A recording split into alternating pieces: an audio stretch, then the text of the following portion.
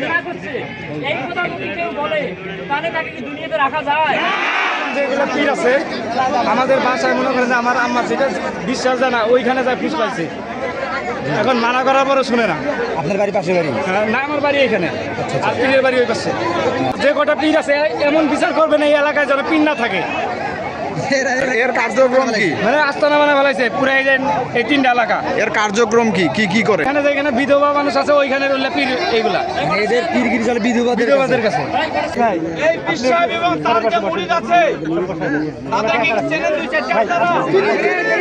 আপনারা তাদের গায়ে হাত না দিয়ে তাদেরকে বলবেন তওবা করে সংশোধন হয়ে যান। এবং কোনদিন যদি আমরা আপনাদেরকে ওই পিসাবের বাড়ি যাওয়া দেখি সেদিন আপনাদেরকে ছাড় দেব না আমরা।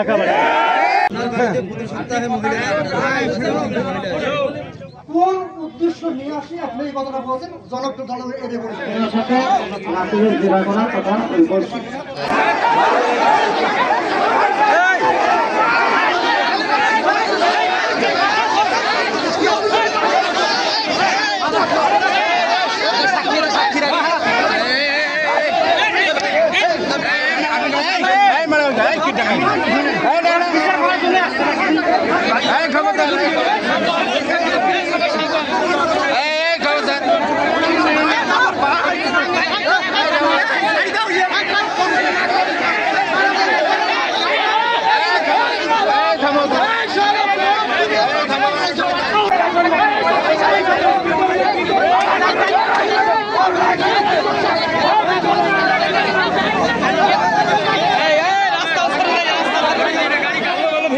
জানেন আপনি আমার বউয়ের কি না করা সত্ত্বেও ওইখানে এখন বুঝতে পারবো।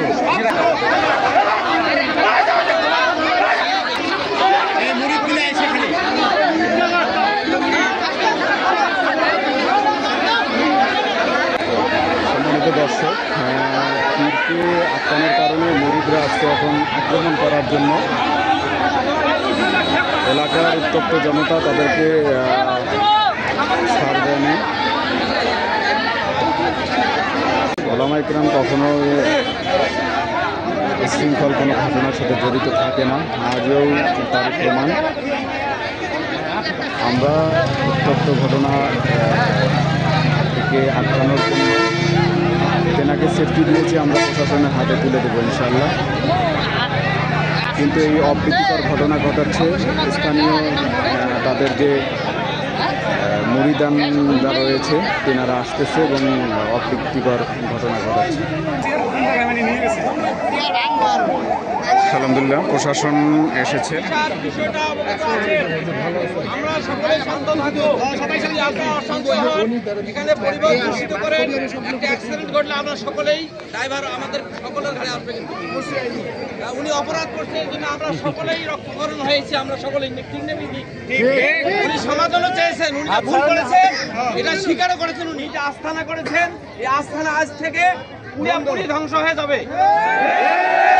আস্থানা উনি চালাইতে পারিবে না এবং উনি তওবা করে আবার ঈমান ফিরে নিয়ে আসবে এবং উনি নিজেই ঘোষণা দিবে যে আমরা যে তরিকা নিয়ে এতদিন কাজ করেছি যারা মুরিদ তারা সকলকেই তওবা করার জন্য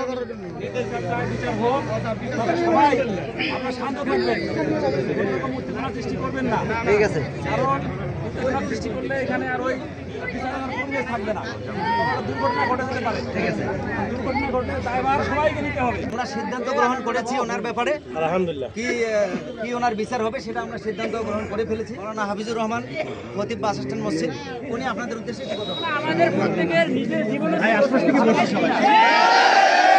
যারা নামাজ পড়ে না, হত্যা করে না, দাড়ি রাখে না, বিড়ি সিগারেট খায়, তারাও নবীকে বেশি নিজের জীবনের চেয়ে কি ভালোবাসেন না?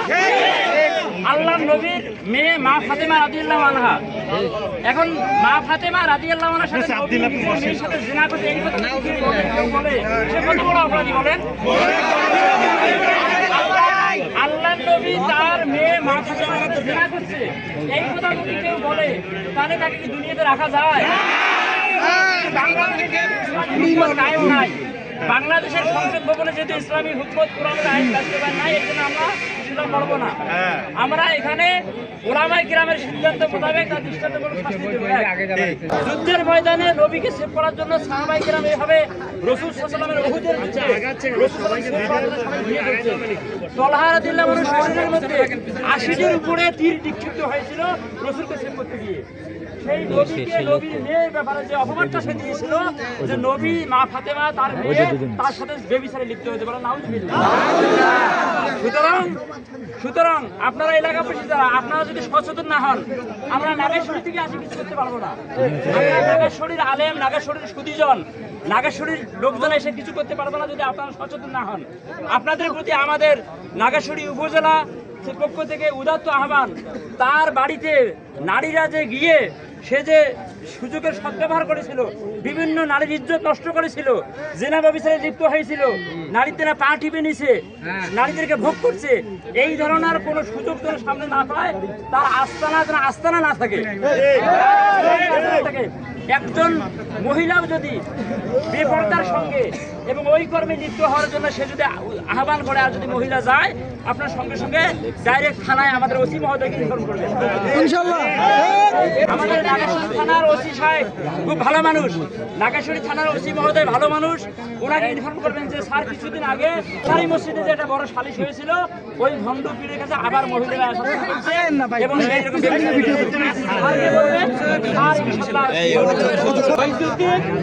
শাহজাহান আর হলো শামসুল, যে তিনজনের নাম বললো, এই তিনজন যে সমাজে থাকে ওই সমাজের পক্ষ থেকে আপনারা তাদেরকে কান ধরে উদ্দেশ্য করে তওবা দিলে পরে যে শাস্তি হয় সেটা দিয়ে না। আচ্ছা, এটা দিয়ে দেন। যে তিনজন 1 নম্বর বিচার হলো আপনাদের সকলের সামনে 50 বার কান ধরে উদ্ঘোষ করবে, আপনাদের বলবেন।